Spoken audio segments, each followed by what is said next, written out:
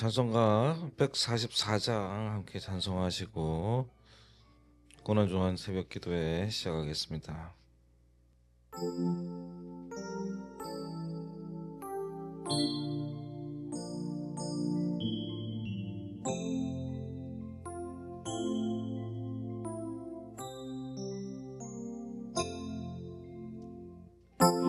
예수 나를 위하여 십자가에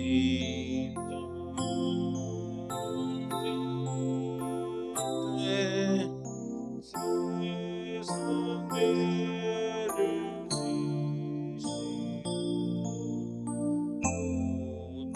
고쳐받으셨네.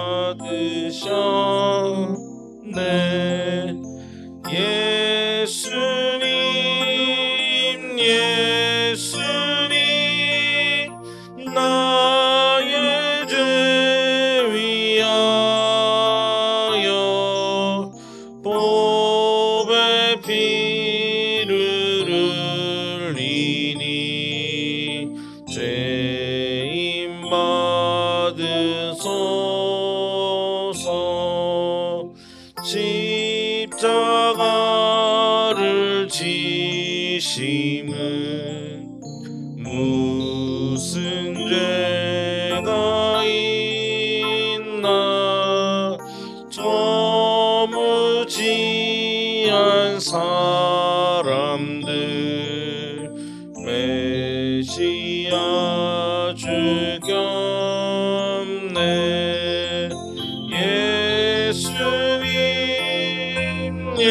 예수님 나의 죄 위하여 보배 피를 죄인 받으소서. 비와 같이 붉은 죄 없는 이가 없네. 십자가의 공로로 능와 같이 되네. 예수님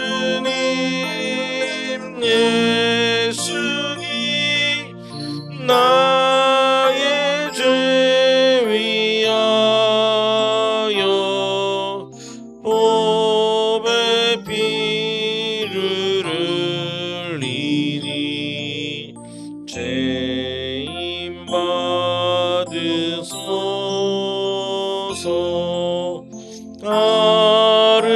아름답다 예수여 나의 좋은 친구. 예수 공로 아니면 영원 영벌 받네. 예수님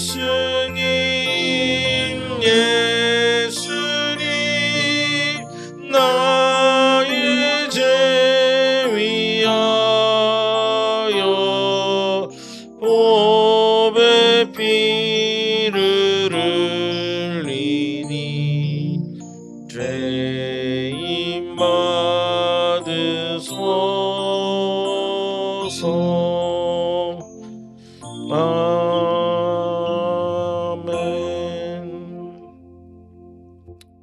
신앙 고백하시겠습니다. 전능하사 천지를 만드신 하나님 아버지를 내가 믿사오며 그 외아들 우리 주 예수 그리스도를 믿사오니 이는 성령으로 잉태하사 동정녀 마리아에게 나시고 본디오 빌라도에게 고난을 받으사 십자가에 못 박혀 죽으시고 장사한 지 사흘 만에 죽은 자 가운데서 다시 살아나시며 하늘에 오르사 전능하신 하나님 우편에 앉아 계시다가 저리로서 산자와 죽은 자를 심판하러 오시리라. 성령을 믿사오며 거룩한 공예와 성도가 서로 교통하는 것과 죄를 사해 주시는 것과 몸이 다시 사는 것과 영원히 사는 것을 믿사옵나이다. 아멘. 오늘 성경 말씀은 마가복음 11장에서 보겠습니다. 마가복음 11장 15절에서 18절까지 말씀입니다.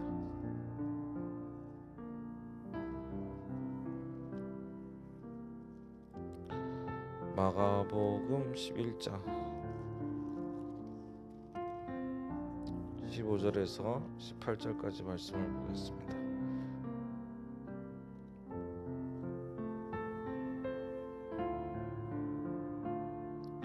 한 절씩 교도하겠습니다. 그들이 예루살렘에 들어가니라. 예수께서 성전에 들어가사 성전 안에서 매매하는 자들을 내쫓으시며 돈 바꾸는 자들의 상과 비둘기 파는 자들의 의자를 둘러 엎으시며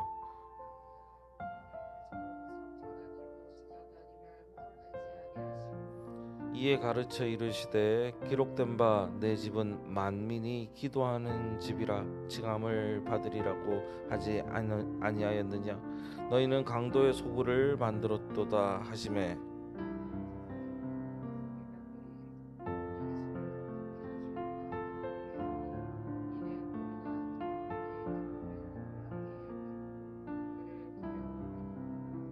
아멘.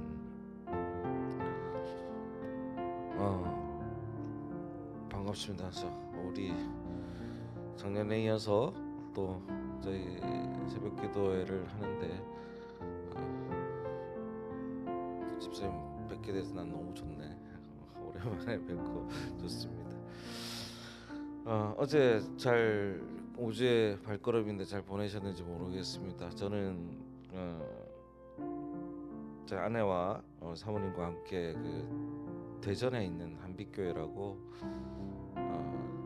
제가 그 거창에 부목으로 있을 때 담임 목사님이 이제 옮겨가서 심호하는 그 교회 어제 갔다 왔습니다. 가시고 난 다음에 처음으로 간 것 같아요. 처음으로 가서 갔는데 이제 그 한빛교회 자체가 나름 대형 교회거든요. 큰 뭐 몇천 명 단위의, 그리고 기도학교를 하고 있는 그런 교회입니다. 갔는데 말을 안 하고 갔어요. 처음부터 연락을 하고 간 게 아니라 그냥 갔는데 깜짝 놀라시죠?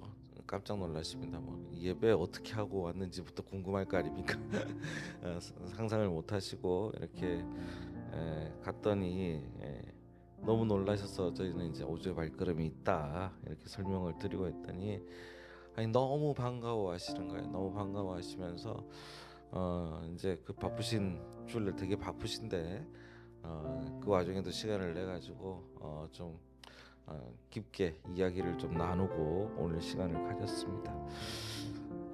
사람이라는 것이 이제 뒤돌아보건대 참 관계가 중요하다는 생각을 한 것 같아요.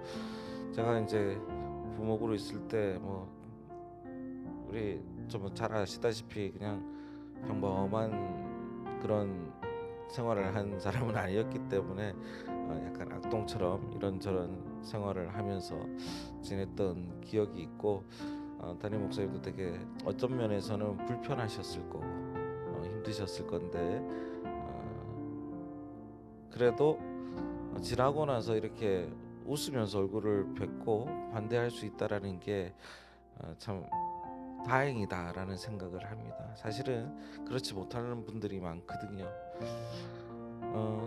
그러니 이제 기독교라는 것도 마찬가지입니다. 우리가 관계라는 것이 정말로 중요한 것이고, 더 나아가서 그 관계는 하나님 앞에서 어떻게 이어질 수 있는지, 이어져 있기 때문에 우리가 그 관계를 가지고 살아가는 것이라고 저는 말씀을 드리고 싶은 것이죠.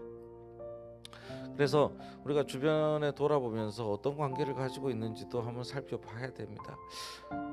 살다 보니까 그런 경우가 많더라고요. 정말 죽고 못 사는 친구 같은데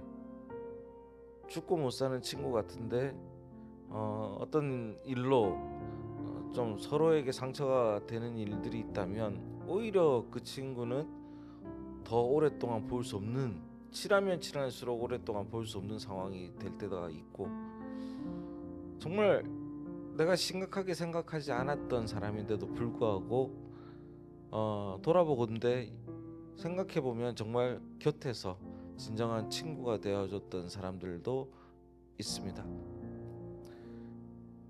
그냥 어떻게 될지는 모르는 것이죠. 그러나 변치 않고 우리 곁에 있어줬던 분이 바로 우리 기독교인들은 그 예수 그리스도라는 고백을 하게 됩니다.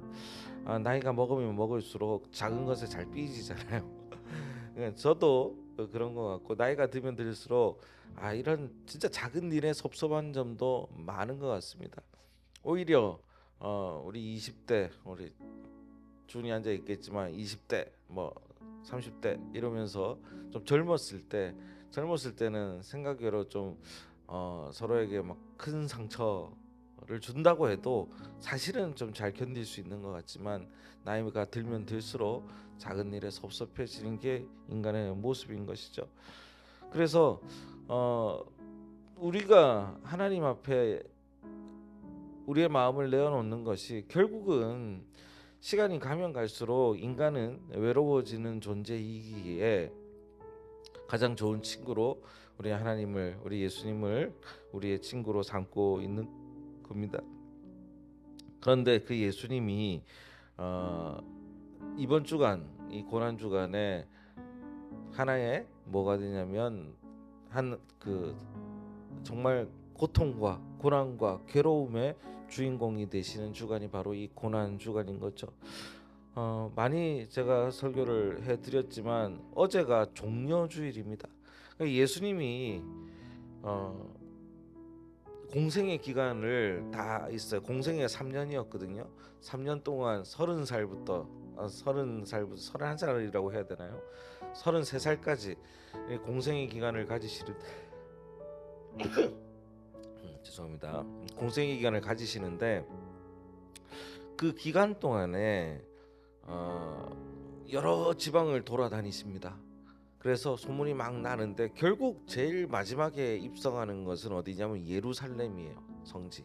그러니까 우리 한국 사람으로 따지면 결국 경성에, 결국 서울에 입성하는 최종 그 마지막 도착지가 바로 예루살렘이었죠. 그래서 그들에게는 성지고 그런 곳입니다. 그래서 예수님의 소문이 엄청나게 좋게 났었습니다. 어디 가는 사람들마다 죽은 사람도 살리고 아픈 사람도 다 일으키고 막 이런 소문이 막 났어요. 근데 지금도 그렇지만 입소문에 소문이 붙어가지고 정말로 대단한 메시아가 왔다라고 소문이 난 거예요. 그래서 예루살렘에 들어갈 때 사람들이 저분이 오시면, 그 당시 로마 시대에 저분이 오시면 우리 유대 민족이 모든 것이 해결되고 이제 하나님의 백성으로서 모든 것이 잘 될 것이라고 기대를 하면서 있었던 거죠. 그래서 예수님이 나귀를 타고 예루살렘에 입성하십니다. 어린 나귀를 타고 입성하시는데, 그것도 구약의 성경에 그 예언된 대로 그렇게 하신 거예요. 그러니까 사람들이 이제 열광을 합니다. 그래서 어제가 무슨 주일이라고요? 종려주일. 종려나무가 있거든요. 거기에 종려가지를 떼다가 이렇게 부채처럼 생긴 건데, 막 흔들면서 다윗의 왕이여 이러면서 난리를 치면서 좋아하죠. 그렇게 딱 들어와서 너무 이스라엘 백성들은 행복하게, 이제 나는 완전히 하나님의 1등 백성으로서 모든 것을 다 할 수 있다, 이런 생각을 가지고 있었는데 예수님의 행보가 이상합니다. 오늘 그 행보를 따라서 이 고난 주간 동안, 작년에도 이제 좀 겉만 봤지만 조금 깊게 들어가서 다시 한번 따라가 보도록 하겠습니다. 예수님께서 첫째 날에 예루살렘에 입성하시고 하신 게 크게 보면 두 가지 사건이 있어요. 하나는 무화과 나무를 저주합니다. 그래서 저주라고 그랬잖아요. 열매를 맺지 못하는 무화과 나무에게 막 혼내세요. 혼내시면서 니네가 그 무화과 나무한테 그 무화과 나무가 생명이 말을 합니까? 못 하잖아요. 근데 무화과 나무한테 얘기를 합니다. 열매를 맺지 못한다는 거예요. 열매를 맺지 못한다는 거.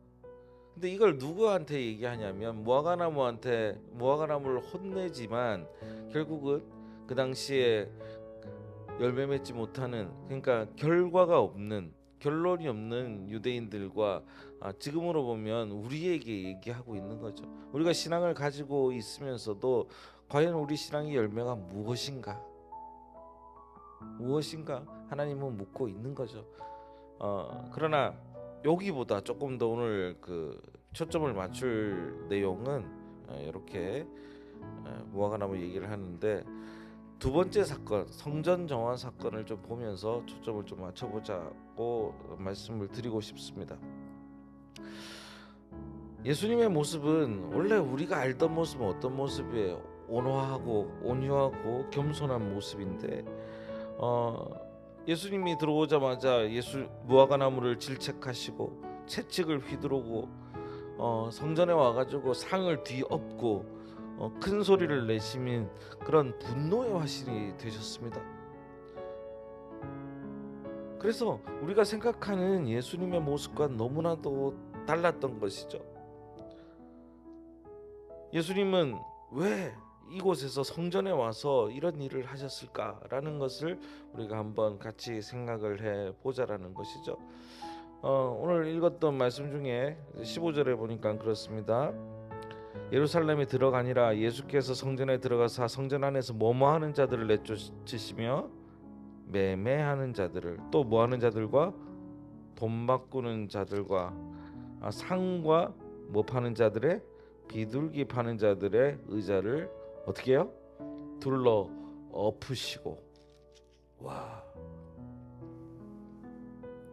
대단합니다. 자, 무슨 얘기냐면 이 당시에 그 예물을 드리는 게 되게 중요했거든요. 되게 중요했는데 예루살렘은 어디입니까? 유대지만 로마의 그런 식민지였어요. 식민지.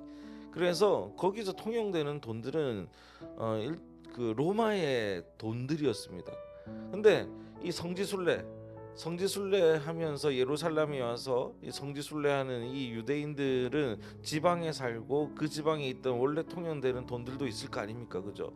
그러니까 쉽게 얘기하면 예루살렘 성전에 와서 뭐 해야 되냐면 환전을 해야 돼요. 헌금을 하고 싶어도 환전을 해야 되고, 또 뭐가 필요하냐면 비둘기 뭐 이런 것들은 그 당시에 제물로 바치던 그 제물들이었습니다. 그러니까 비둘기나 뭐 이런 것들을 가지고 예루살렘 그 성전까지 데리고 오다 보면 사막 지역이니까 죽을 수도 있고 되게 좀 그 위험하잖아요. 데리고 온다는 것 자체가.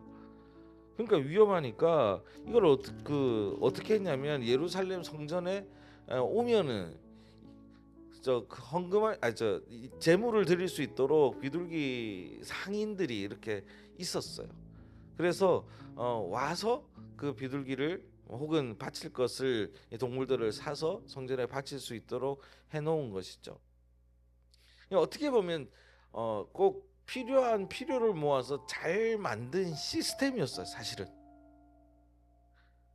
근데 예수님이 야, 뭣도 모르고 가서 뒤집어 엎었나 라고 생각할 수가 있는데, 그런 것들은 아니었다라는 것이죠.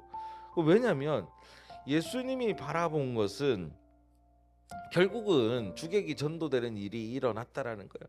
아무리 성전에 들어갔더니 그 힘들고 그 불편했던 그런 상황을 해결해 주기 위한 이런 시스템이었지만, 그 중요한 게 이제는 성전 밖에서 그런 게 진행되었고 그런 게 도움이 되는 그런 상황이었는데, 이제는 어디였냐면 15절에 봅시다. 성전에 들어가사 어디에서 매매하는 자들을 내쫓으시며라고 되어 있습니까? 성전 안에서. 자, 이게 무슨 뜻이냐면 밖에서 우리의 필요를 도우려고 하는 것이 아니라 매매하고 팔고 하는 이런 비즈니스라는 것이 이제 성전 안까지 침투해서 있다라는 거예요. 그걸 지금 우리의 상황으로 가져오게 된다면 우리의 밖에서 예배를 돕기 위한 많은 도구들이 있고 많은 일들이 있고 많은 상황들이 있지만 결국 그런 것들이 밖에서 이루어져야 될 것들이 이제는 우리의 마음 안까지 들어와서 오히려 우리가 드리는 이 신앙이 우리 스스로의 하나의 그런 비즈니스가 되어버리지 않았냐라는 것을 보자라는 거예요. 그 비즈니스는 뭐냐? 내가 불편할 때 그냥 써먹는, 내가 힘들 때 잠깐 찾는, 내가 필요할 때 그냥 하나님만 찾는 그런 우리의 마음이지 않느냐라는 것을 얘기하고 있는 겁니다. 사실 우리의 삶 속에 그렇잖아요. 예수님께서 이렇게 고난과 고초를 당하시고 돌아가셨음에 대한 감사가 아니라 내가 힘드니까 하나님 찾고, 내가 괴로우니까 하나님 찾고, 그러다가 내 일이 해결되면 그냥 돌아보지도 않고 이제는 좀 괜찮다 라고 생각하고 흩어집니다. 실제로 한국 교회가 부흥했을 때가 1970년대, 80년대, 90년대 이때 다 힘들 때 교회는 부흥합니다. 왜? 내가 필요하니까 하나님을 찾기 시작했거든. 근데 2000년대가 지나고 난 다음에 좀 풍족해지는 시간이 오니까 어떻게 돼요? 다 더 줄어들고 맙니다. 교회가 쪼그라듭니다. 이제 별 필요 없거든 하나님은. 그게 인간이었다라는 것이죠. 예수님은 그런 우리의 마음의 모습에 경종을 울리셨던 것입니다.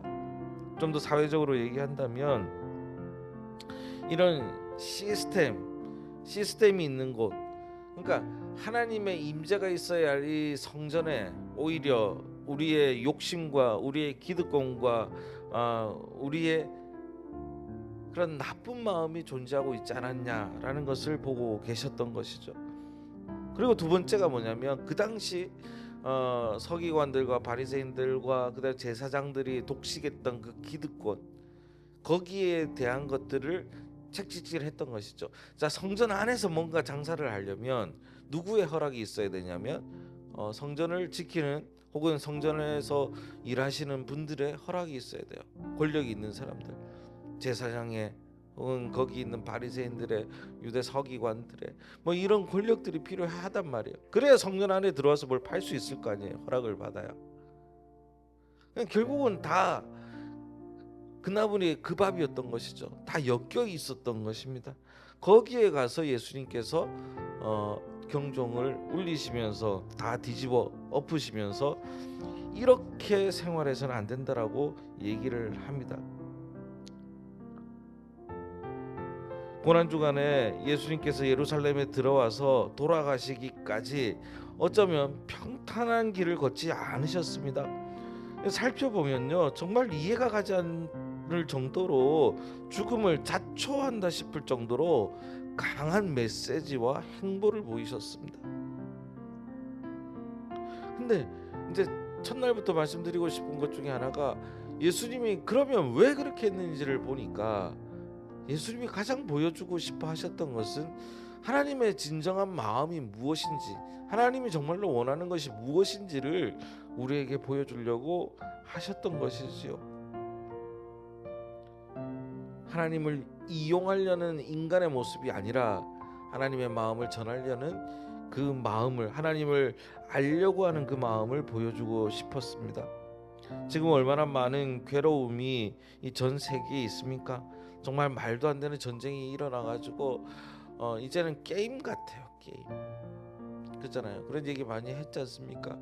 실제로 전장에 있는 사람들도 어제 잠깐 영상을 보다가 인터뷰하는 것을 봤는데, 지금 우크라이나에서 이미 싸우던 사람들의 인터뷰를 보니까 이제는 우리는 사람이랑 싸우지 않습니다. 그래요.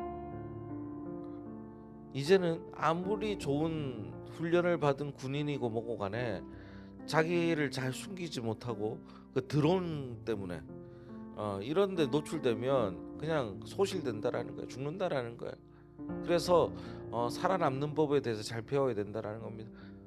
근데 멀리서 볼 때는 게임 같고, 멀리서 볼 때는 그냥 재밌게 지나가는 막 이렇게 맞추는 그런 슈팅 게임 같은 느낌이 들지만, 오히려 언제 어떻게 내가 죽을 수밖에 없다라는 그 현장에 있는 군인들은요, 더 공포와 괴로움 속에서 살고 있다라는 거예요. 그래서 윙 하는 드론 소리 들어보셨죠? 그것만 들어도 그냥 온몸이 그냥 그 소름이 돋는다고 얘기할 정도입니다. 그러면서 그렇게 현장에 있는 사람들은 그 공포 속에서 살아가는데, 반대로 그것을 영상이랑 이렇게 보는 사람들은 정말로 스릴을 느끼고 재밌다라고 하는 세상에 살고 있는 거예요. 우리가 이래선 안 된다고 질타하는 예수님의 말씀도 여기서 우리는 있어야 되는 것이죠. 결국 하나님의 마음은 그러면 무엇이냐, 성전은 어떻게 해야 되느냐라는 것은 오늘 본문의 17절에 나와 있습니다. 이에 가르쳐 이르시되 기록된 바, 여기부터 함께 읽어볼게요. 시작. 내 집은 만민이 기도하는 집이라. 결국 교회는, 성전은 많은 사람들이 기도하는 집이라 라는 표현을 쓰셨습니다. 그건 뭐냐, 성전은 하나님과, 기도는 소통이라고 말씀드렸잖아요. 소통하는 곳이다 라고 말씀을 하시는 겁니다. 그런데 이런 곳인데 요 뒤쪽에 보니까 17절 뒤에 보니까 너희는 뭘 만들었다? 강도의 소굴을 만들었다. 강도의 소굴을 만들었다.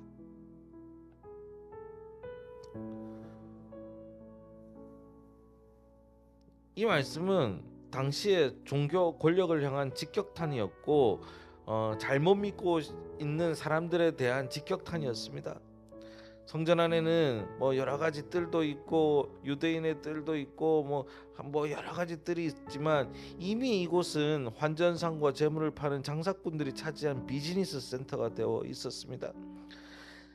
만민이 기도하는 집, 가난하고 부자고 상관없이 모든 사람들이 함께 와서 기도해야 될 곳에, 오히려 권력자들과 이런 사람들의 주머니를 채우는 종교적 카르텔, 그리고 독점하고 다른 이들을 배제하는 그런 시스템이 존재하고 있었던 것이에요. 예수님은 그것을 뒤집어 엎으시려고 했던 것입니다. 이런 이들에게 정말 가지지 못하고 힘들고 괴롭고 없는 사람들이 마지막으로 와서 엎드려서 하나님과 소통하며 기도할 수 있는, 만민이 기도할 수 있는 이 곳에 강도의 소굴을 만들어버린 이들에게 예수님은 거룩한 분노를 터뜨리셨던 것이지요.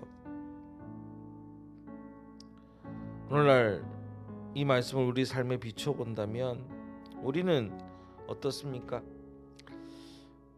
우리는 우리 스스로의 이익만을 위해서 우리가 하나님 앞에 엎드려 있지는 않습니까?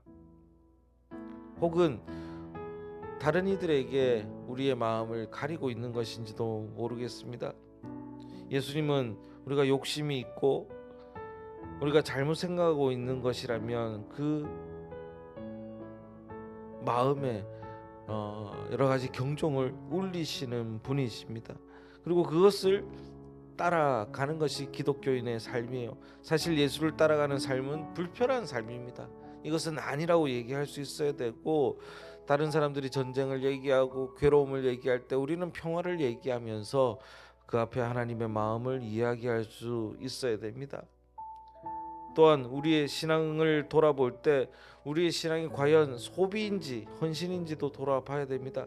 하나님께 드리는 예배를 그냥 우리가 거래라고 생각하고 있다면 우리 역시 성전뜰의 장사꾼과 다를 바 없다라는 거예요.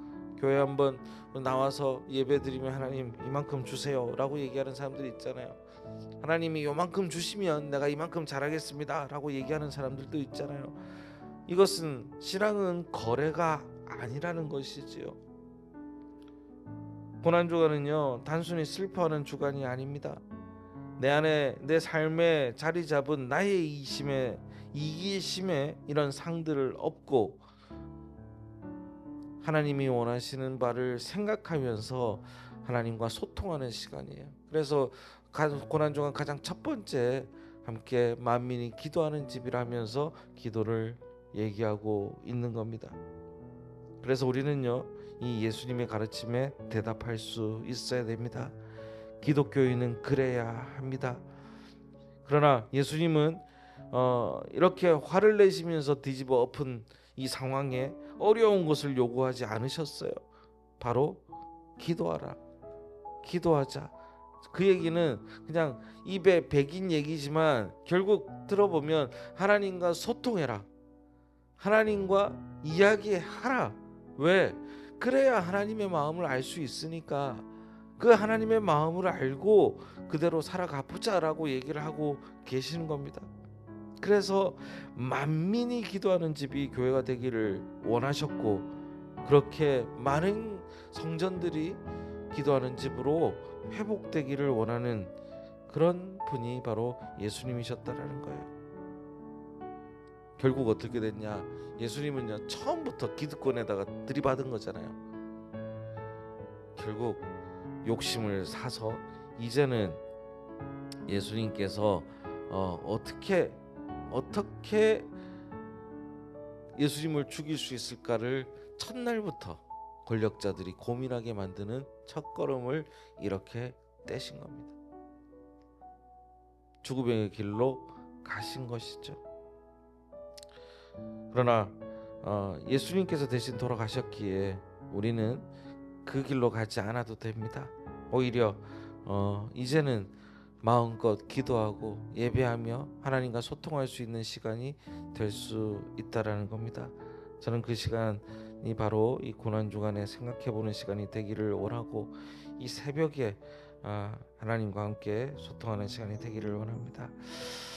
자, 그래서 진심으로 예수님의 그 고난의 길을 걷기로 결심하는 과정에 우리가 함께 참여하고 함께 기도하면서 이 시간 좀 잠깐 기도하는 시간을 좀 가졌으면 좋겠습니다. 먼저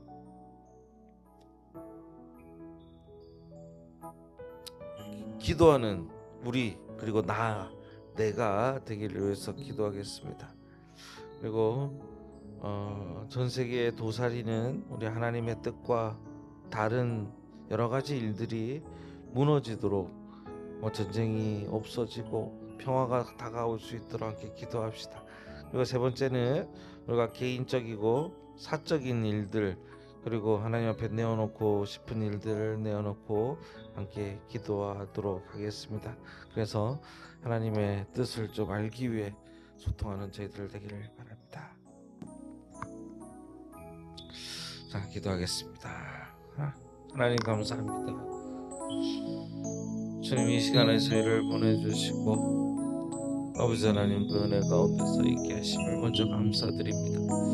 아버지 하나님, 주님 앞에서 정말 기도하는 우리가 되게 주님 도와주시옵소서. 하나님, 의심이 있는 교회가 아버지 하나님, 많은 성도들이 주님 앞에 내려놓고 기도하는 저희들은 되게 하시고, 아버지 하나님, 그 기간 속에서 살아가는 저희가 되게 하시고, 아버지 하나님, 보여주시지 않는 삶 속에서도 아버지 하나님의 길을 쫓아가고 살아갈 수 있는 저희들이 되게 해 주시옵소서.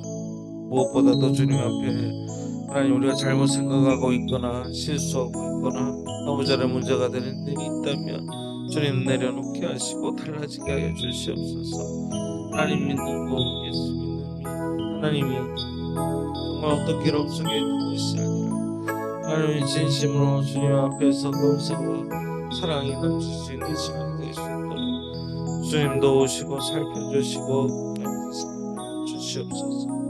아버지 하나님, 지금 많은 전쟁이 일어나고 아버지 하나님, 힘든 일들이 우리 안에 일어나고 있음을 주님 앞에 보여줍니다. 아버지 하나님, 어떻게 해야 되는 정말 그 많은 생명들이 죽어가고 있는 것을 눈앞에 볼 때 하나님, 저희들이 느끼지 못하고 있는 것은 아닙니까? 공감하고 있지 못하는 것은 아닙니까? 하나님, 저희들의 마음에 하나님 사람다움이 있었을 것이었는데, 하나님이 주신 하나님의 마음이 있을 것이었는데, 하나님, 우리가 잊고 살지 않았는지 돌아보게 하여 주시옵소서. 아버지 하나님, 평화의 왕으로 오신 그 예수님의 마음이 하나님, 우리가 기도함으로 아버지 하나님 잊지 않고 하나님 이어나갈 수 있도록 주님 도와주시옵소서. 아버지 하나님, 주님 원하고 바라고